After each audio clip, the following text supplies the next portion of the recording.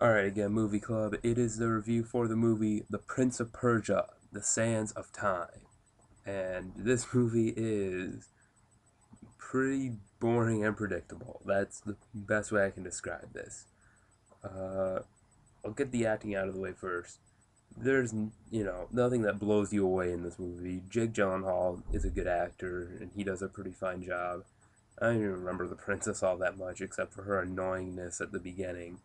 Um, And then, of course, for the bad guy, you have Ben Kingsley, and I don't even remember what his character's called, but I swear, after seeing this movie, I am now convinced Ben Kingsley has to be in one out of every three movies made in Hollywood. Like, I swear, he's in everything.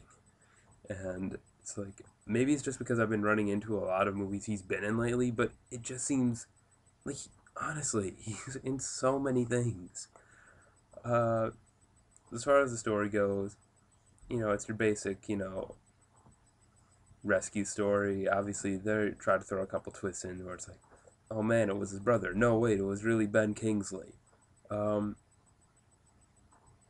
and then you get the romance part where it's so annoying. It's because it's every lone wolf paired up with an annoying princess love story you have ever seen. Personally, I liked it better in Spaceballs because that movie was actually funny. This is just boring. Uh, outside of that, there's nothing really to say about the story, really. Uh, except, the entire time with the story, I was just kept making, jokes based on the Indiana Jones movies because it just seemed to borrow from that a lot. Like, the heavy use of snakes, and then the ending where they have to follow, like, that squiggly line in order to get to the rock thing to place the sword in. Like, you have to take a blind step of faith and then follow a specific pattern. And, that's two out of the three steps to find the Holy Grail. I was waiting for Sean Connery to walk in and go, only the penitent man will pass. And, yeah. But really, the only other thing that bothered me was that, okay, yes, this movie is based on a video game, I think called Prince of Persia, The Sands of Time. But do we really have to break the laws of physics and gravity in this movie? Because I swear, like, half the jumps in these, first off, you have like all like the fucking free running and the parkour stuff.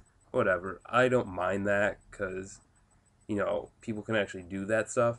But do we really have to have these like physics defying jumps, like jumping from building to building that are like stretch way away? It's like really maybe that's just a small pet peeve.